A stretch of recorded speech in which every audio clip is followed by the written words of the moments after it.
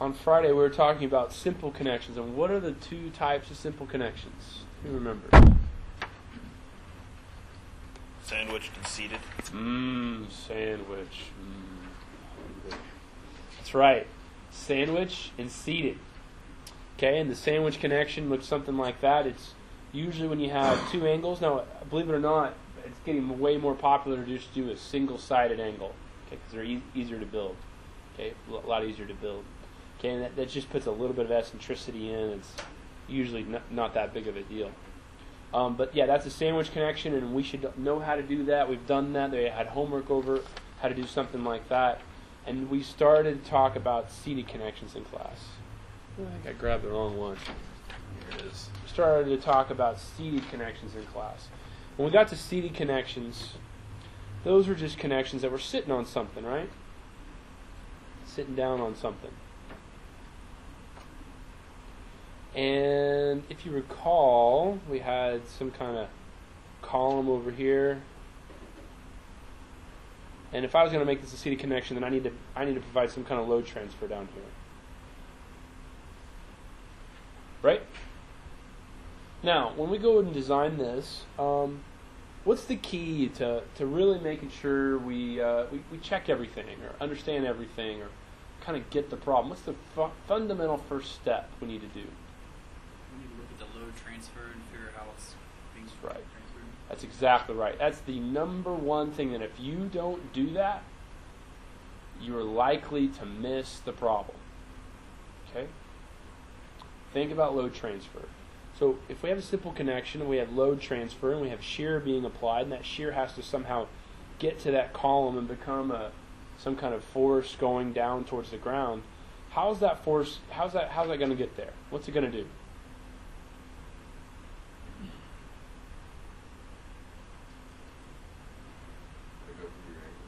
Got to go through the angle.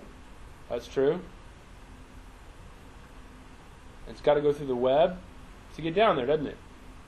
So to do that, we talked about possible failures. We could have a failure here. Could have a failure here. And those were called local web crippling or local web yielding. Okay? We talked briefly about how to check those. And then we have to go through this angle, and this angle, believe it or not, can bend, can it? Right? It could bend and drop the beam. That'd be horrible, but it could happen. And so we could actually have failures of these angles. We could actually have failures of the connection here too as well. Yes? Now we've learned already how to do this. We've learned how to do this. Or learning how to do these two. We've learned how to do these, and then today we're going to learn how to do the angle. We're going to learn how to check everything. Everything in there. Let me just tell you, if you ever run into trouble, maybe I'll ask a question. Let's say you ever run into trouble on one of these connections. You ever run into a situation where you do a calculation and it's just not satisfactory. What could you do? Well, the simple answer would be make it bigger, right? Make things bigger. Okay, what's something else you could do? Has anyone got any ideas? Do you ever look at beams at the end? Probably don't look at beams very often because you're probably not weird like I am, but you ever look at beams at the end? Do you ever see any unique details at the end of beams? Common details? Stiffeners. Stiffeners, believe it or not, save the day on every single one of these situations. If you put a stiffener in this location, could you have local web yielding or buckling? No. It won't let it. It's in a sense, we talked about the answer was to make it bigger, right? It's making it bigger by only putting a plate locally. It's the most economic way to make it bigger. Okay, how about down here? Could you add a stiffener? Sure you could. How about on the angle? Could you stiffen the angle? Sure you could. And you'll find in practice that oftentimes engineers don't know the calculations I'm about to show you how to do, or don't want to do them or think about them. Instead, they just put stiffeners in. They don't think about it. They don't calculate it. They don't check it. They said, oh, there's an angle. Put a stiffener. Or there's a beam. Put a stiffener at the end. Oh, look, there's an angle. Oh, put a stiffener there. Oh, look, put a stiffener there. That's just what they do. That's just what they do. Don't think about it. They just put a stiffener. Because why not? It doesn't cost anything. Locally provided stiffness makes you not have to check anything. Don't really have to design it. Makes it simple and easy. So I'm not saying don't do it. I'm not saying they're being irresponsible. I'm just telling you what they do. Okay? So the answer to all these questions is if something's not big enough, you could, if you wanted to, put a stiffener. Okay? Okay. So we talked about all that. Okay. Now let's say we don't put a stiffener. Let's say we talk about a failure in this top beam. And this failure is going to be either from local web yielding or crippling. And those are kind of weird, those things. What they really mean is just localized failure. Okay? Localized failure that occurs. Local web yielding looks more like a bearing type failure where it starts to get really fat right there. You've kind of crushed it locally. And local web crippling is actually where you locally buckle the web. And there's actually a picture of it, of local web buckling in your notes. Right here. Oh, these are local web crippling, buckling, and I apologize that these are so bad, but if you go and look through the literature, there's really not any better pictures out there. So this is a prime candidate to make some movies of, right? To have you all design and see what it would take for these things to happen, and we build them and load them and fail them and film it. Okay? So I'm thinking about it. So we can see locally there's been a point load. This beam is actually supported at the end, so it's bending in this direction. Okay, you can see there's been a local crush, right? A local buckle. And we can see once we zoom in from the other direction, it actually looks something like that. So the web itself comes out and then comes in. So have you ever seen anything like that? Looks like that? Any deflected shape that looks like that? A deflected shape that's maybe looks something like that. See that before? You better if you've had me. This is like K equal to 0.7, right? Pin fixed connection, right? That's all they're doing. That's all they're designing it as. It's pin fixed connection. Okay, that's all they're doing. That just flipped. And you can see again here where the bottom flange is actually bent up and the web is actually bent out. And it's kind of cool. Look at that. It's perfect. It's a perfect. It looks exactly like my drawing.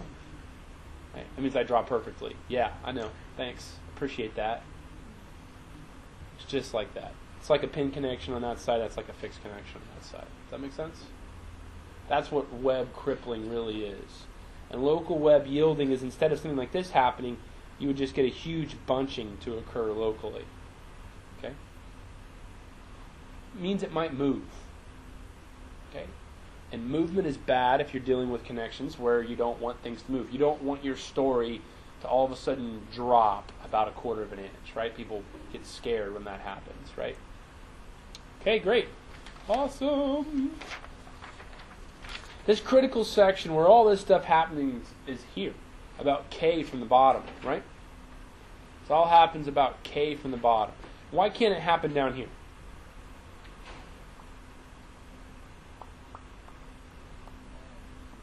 Or a flange there, right? There's this fillet area here, right? So this is the critical area. This is the one where the area gets small enough where all the bad stuff can finally start happening. Now, please realize that a lot of these equations there's not a lot of science behind them. They're empirical. I'm not saying there's not science behind them. There's definitely science behind them. That's bad for me to say. There's not been a lot of detailed studies done. Because, again, put a stiffener on it, right? Anyone see Portlandia? Anyone that put a bird on it? You ever see that skit? It's hilarious. Hilarious. Go look on YouTube, put a bird on it. Civil engineers do the structural engineers do the same thing. Put a stiffener on it. Anyway. So, because all of this doesn't happen locally at the bottom, we assume this stress can actually strut up some. So not only does it take into account this bearing area, but it takes into account this 2.5K. We're gonna get some more contribution than what happens locally, right? And that happens because of the stiffener. And how do they come up with 2.5K? I don't know. I think it was some experimental test, okay? But there's not really a good answer, okay? More work needs to be done. But again, people usually don't care because they put stiffeners on them, okay? And then I said, you know what? If you're way away from the edge, you can actually take in 2 of these 2.5Ks, right, into account if on 1 and 2, and that's reflected in the equations. And there's this equation here, but if what you'll notice, there's literally 2 unknowns. I think there's literally, you need to tell them n, and I think everything else is a constant for your member. K is a constant for the member, F, Y, T sub W, everything else is a constant, and you solve for what your PU is. Does that make sense? Remember, we don't do this though, right? Because everything's a constant, we can get away with using these equations. Using this equation, again, where all we have to know is the n, because everything else has been thrown into constants. It's the same equation. The same equation. They just did math for you. Thank you, AISC. I appreciate that. And they just made it easier for you to solve. Throw in the n, look up the beam size, boom, you get the values. And this is what the value is if E is less than or equal to D. And this is if it's greater than. There's a 2 here. Why is there a 2 here? Who remembers? The exact same reason here. There's 2.5Ks, right? 2.5Ks. Did you hear that lightning? Did you hear that? Is that what that was? That thunder? Anyway, so that was for the local web yielding check, and then we got this web crippling check, and it's like the same. Some people don't even realize their difference, and you know what? I don't even try to beat it into your head that they're different, because it's just a bunch of constants. It's just an uglier equation. It's this phi 0.4 T sub W squared. Oh my gosh! Whenever you see anyone with like something to the 1.5 power, something to the square root of something else, that is a big tip that it is derived based on tests. Okay? It's derived based on tests. Okay? And now again, there's a bunch of constant. This is not a constant. Constant. Okay? And the cool thing is you get away with, you only need phi r n. Again, that's taking into account some of the constants. It's the other constants. Oh, thank you, AISC, for simplifying the math to make it easier for us to do. We appreciate your help. Okay, so again, you just look up phi r3 and phi r4. Same table we talked about before. Same table, it's just another check. Very easy. And then again, if n over d is greater than 0.2, things are a little bit different. It's because the equations are a little bit different. N versus d. What's n versus d? What's n again? Bearing area. Good job. D? Depth. And then these all apply for if E is less than D over 2. Okay? These all apply if E is less than D over 2. And I'll tell you why. I'll tell you about this in just a second, but you simplify this equation and it's a little bit different. Why is it different? Well, because the empirically derived performance was a little bit different when your bearing pad got bigger. Okay, there's really not any better explanation than that. Now, the equations above are when your reaction load is applied close to the bearing area. That close means less than half the member depth. If for some reason it's greater than half the member depth, then we can use the following equation. It looks something like this. And I'm not sure why this is. I'm not quite sure why they can use 2. I guess it's empirically derived, but to me that doesn't make a lot of sense. Okay, because when you talk about buckling, I guess it makes a little bit of sense, and I guess I'll just stop talking. But if people wanted to be accurate, more work needs to be done. But again, nobody cares, okay? Because they just put stiffeners there, okay? Put stiffeners. But you're going to know now to check and be sure, because by doing it, I mean, the day that you don't check is the day that it's important. The day that they don't put a stiffener is the day that it's important, all right? So you know how to check, you know how to investigate these things, and if you wanted to save some stiffener money, you could. It's like beer money, right? It's like, that stuff you have in your back pocket, okay, in case you really need it. People just put stiffeners everywhere. Okay, there's some pictures. Great, we talked about that. Oh ho ho, we talked about the stiffeners failures. Now we get to talk about the seat failure. You might say to yourself, man, you'd think I'd know how to design this. You'd think I would know how to do this. I've been doing these beams and things like that. There's nuances, though. There's nuances in everything we do. And we've talked about failure of the web, but what if the seat fails in bending? The failure mode depends on how the seat is connected. This blew me away the first time I saw it. For example, if I have a member that's only bolted to the column, but not to the beam, when this seat goes to fail, well, actually, that's a really bad design, and I don't know why you would ever do that. Okay, I don't know why you would ever do that. I mean, I think you always need a connection there. Okay? You always need some kind of connection. You say, but hey, there's no load there. Listen, weird stuff happens. Like earthquakes are never supposed to happen in Oklahoma, right? Never, right? And we had one, right? Not that long ago.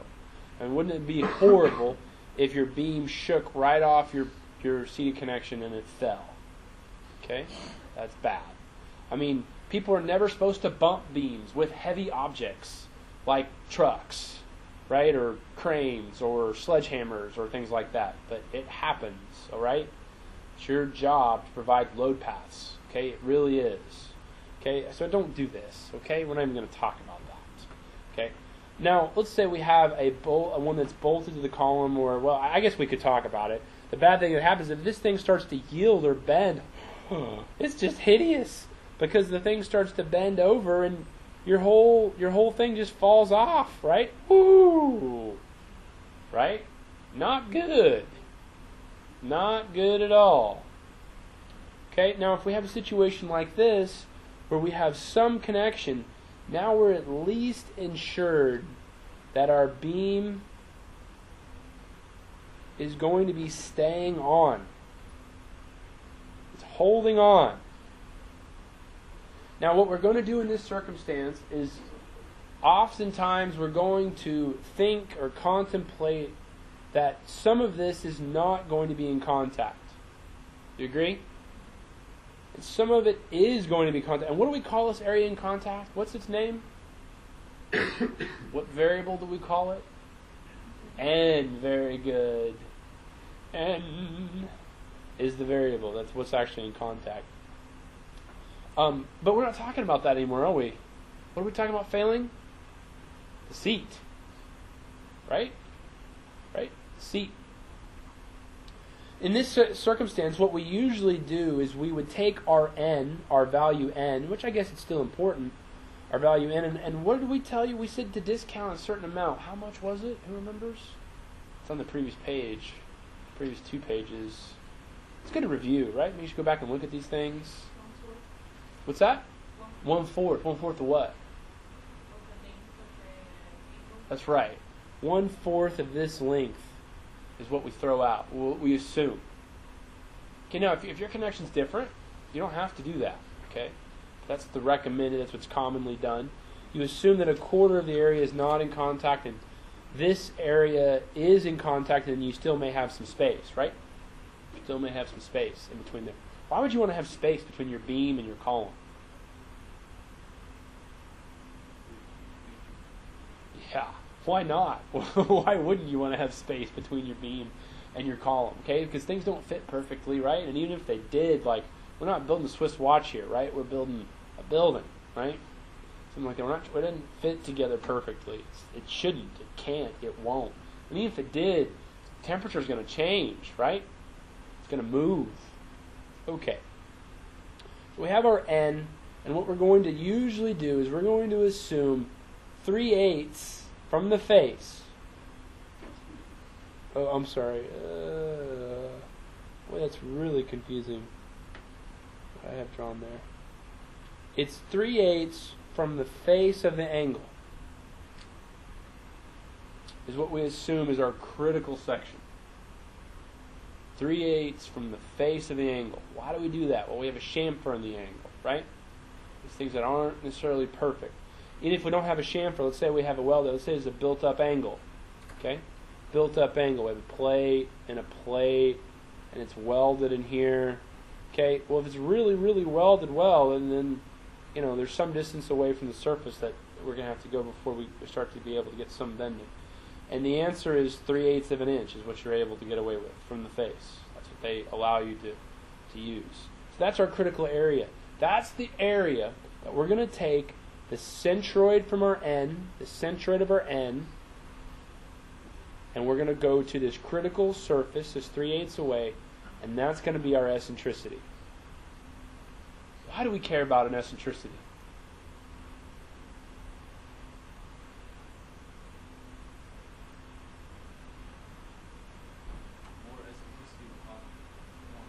More bending of what? More bending of the angle. That's what we're checking. We're checking this angle for bending and for shear as well. Both. Okay? That's what we're trying to check. So more eccentricity is going to be more bending. But then more eccentricity would mean a larger N, wouldn't it, Braden? So it's like this trade-off. Do you try to put more N and more impact on this bearing crippling, or do you have less N and then you have less impact on bending of your angle? And really, engineers don't think about this a lot because they just put stiffeners in everywhere. Okay? They put stiffeners in. However, it's important for you to think about, because there's things like this that occur where you have to make hard decisions. Okay? And I would say pick one that you feel good about, you feel conservative about, and go with. Right? Does that make sense? But you're going to go 3/8 inch away from the face, and that's going to be your critical area. Now, when you get things that are welded, let's say this is a welded connection here, then we do not have this area. We do not have this gap. We assume that it can't happen. We assume that our N is over this entire area. It's going to change things a little bit.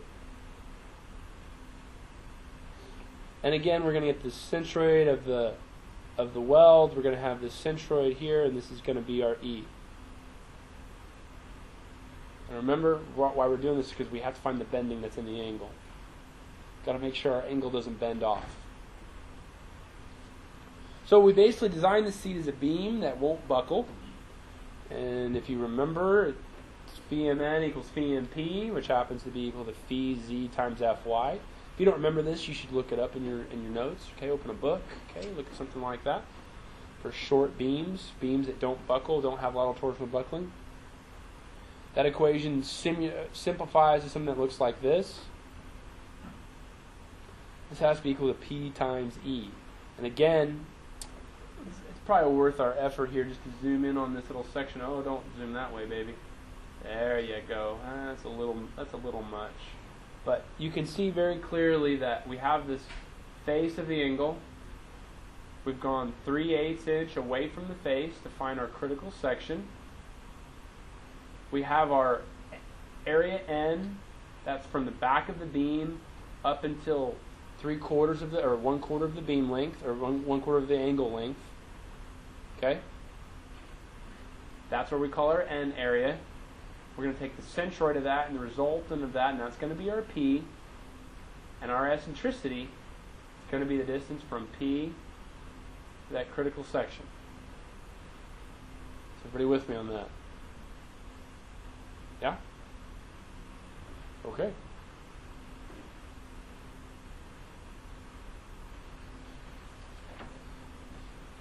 Okay. Now, and I say here, I let the cat out of the bag here on the last page. When loads get high, and unstiffened connections will not work, we can always add a stiffener to our angle. Talked about that before. The cool thing about that is that sometimes you'll use something like a WT that you'll cut. Okay. Sometimes you'll just have a plate with another angle. Sometimes you'll have double angles together, something like that. All very common connections, okay, that are done in that circumstance. And believe it or not, AISC has design recommendations for this, but actually has no design recommendations for this at all. What's the difference? Well, every one of these has a vertical section, some kind of vertical section, and this one doesn't. So, well, hey, well, how about the load transfer? Isn't the load just going to be transferred through there, right? Isn't it? Sure it will. Won't the load just be transferred to here? Sure it will. But there's extensive testing that people have agreed on to feel good about this. Some people, there's not extensive testing like this, so there's no recommendation. I'll give you a little bit of recommendation in this class, but it's better off if you just dap your stiffener a little bit. Add a couple inches and you're good. You can use what's in the code. Does that make sense? It doesn't to me. I'm not sure why this wouldn't be in the code, but it's the way it is, all right? So with the stiffener with a 90-degree inclination is covered in the ASC manual. The other one is not. Previous web yielding and crippling still apply, and determine needed bearing area, this N. Stiffener thickness has to be, so the stiffener you use usually is, it has to be greater than or equal to the web thickness of the reaction beam. Now that can be the beam above, that can be the beam, the column below that it's hooked to, whichever one's the thinner web. It's just your minimum size. Okay, it's got to be at least that size. Then there's some equations. You've got this T sub S is greater than or equal to W times Fy over 95. What's W? Well, it's this.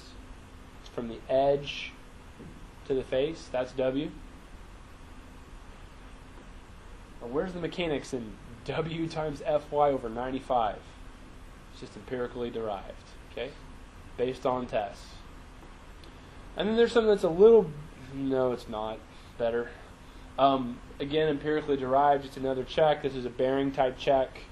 Okay, looks something like that. And these, let's see, yeah, these look something like that. This W, and you actually have to calculate these. So if you have angles you're dealing with, you use this equation. For a WT and a stiffener, you use this equation.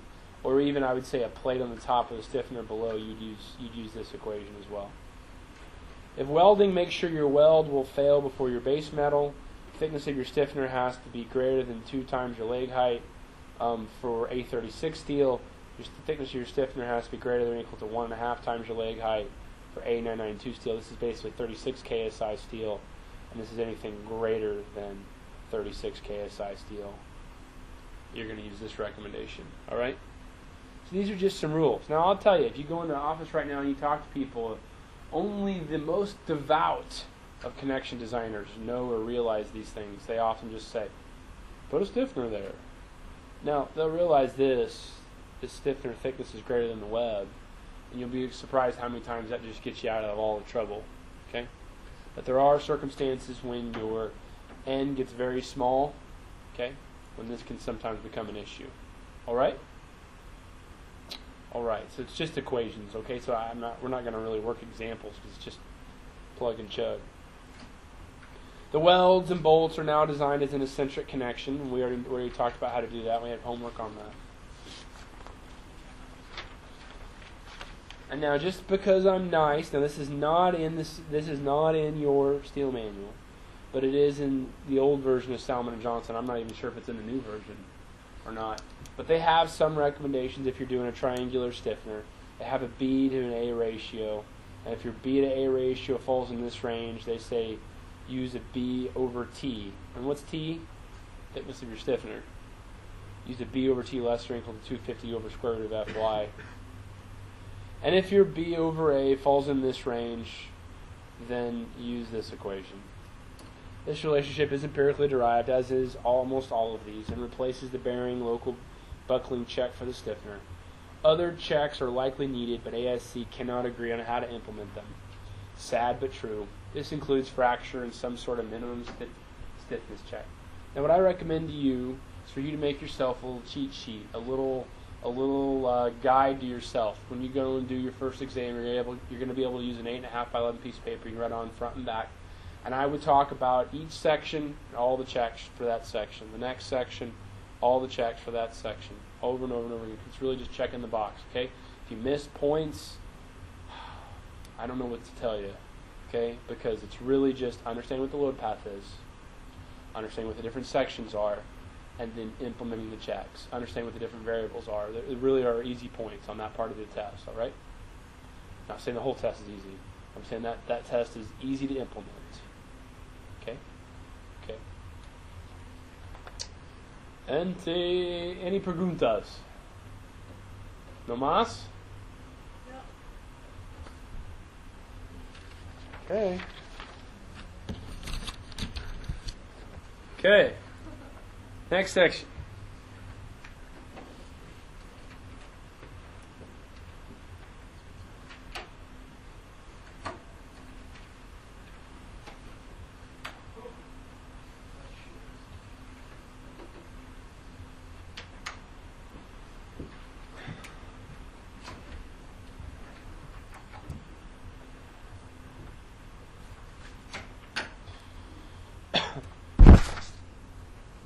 Okay, so let's talk about fully restrained connections. Fully restrained.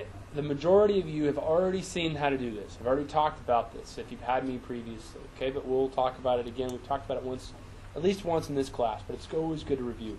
Fully restrained connections are fairly straightforward to design as they consist of tension, compression, and shear connections that in combination provide a moment resistance. Therefore, beam splices are straightforward. A beam splice, well, everything that's down here, all the load that's in the bottom flange needs to go this way. All the load in the top flange needs to go this way, and all the shear needs to be able to be transferred through there. All right, that's what it comes down to. It's like man-to-man defense. You say, okay, I got this, I got this, I got this. Now, is that exactly right? No. I mean, if we really want to get into the complexities of full moment connection design, it's possible that if one of these flanges starts to want to fail for some reason, that web may help it. Okay? It's possible. It's possible. It's possible that if this flange reaches, or this web reaches its shear capacity, that those flanges are going to want to help it. But who wants to take into account that complexity? Who wants to rely on that? I mean, who wants to basically do simultaneously more circles for all of these different situations? It's much cleaner, easier to defend, easier to design. We just say, you know what? You're responsible for that. You're responsible for that. And you're responsible for that. Does that make sense to everybody? That's how we're going to be designing in this class. That's how I expect you to do them in real life.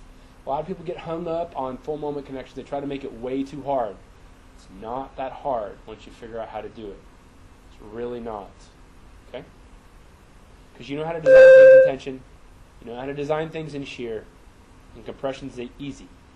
Okay? So fixed connections between beams and columns are a little more challenging. Not really, though.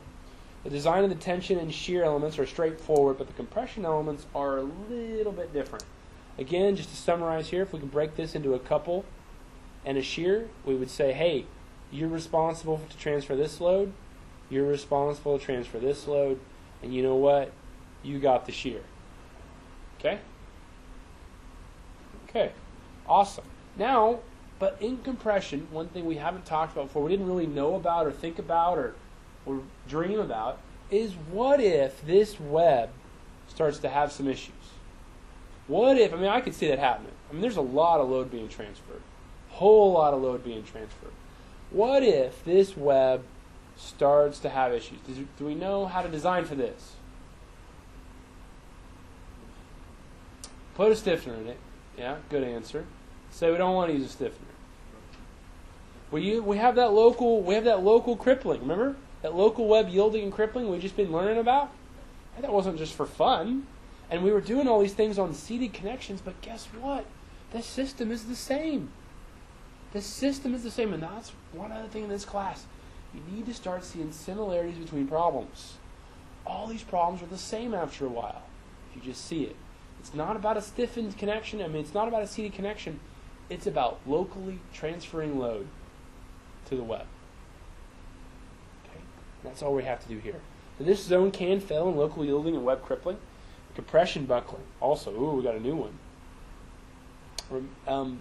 Remember, if you run into problems, you can always add stiffeners. And I would just say, you were going to be adding stiffeners, okay? Except for on some weird homework problems. Local web yielding. This is the same phenomenon we talked about with the seated connections. No different. The equation looks a little bit different, but that's just because we have these both sides, right? Now, if for some reason, I don't know how or why or whatever, what some crazy architect did to you to make this happen, but if you didn't have this area underneath, guess what? You cannot take it into account. It's probably shocking to you, right? That you can't count on this spreading if for some reason they cut the column off on you. Okay? I don't think that happens very often, though. Right? Doesn't happen very often. The only time I can think of is sometimes when you have the top of the column and you have a beam that you're hanging off of it, and for whatever reason you have uplift, which happens all the time with wind, right? With wind and with earthquakes sometimes, or not as much with earthquake, but with wind, you will have high amounts of compression here locally. Okay? It would be insane to count on web that's not there. You with me? Okay? So you either need to run it past or you need to put a stiffener there. Or both. Because to put a stiffener there, you're probably going to have to run it past. So the cool thing is that instead of that being a 2, it would just be a 1 in that circumstance. But this is an equation, oh my gosh, it's almost the exact same equation we saw before. Almost exactly the same. The only difference is we have this thickness of the flange, thickness of, I call this TFB. Call that whatever you want. Thickness of that plate that's transferring the load now goes here instead of N.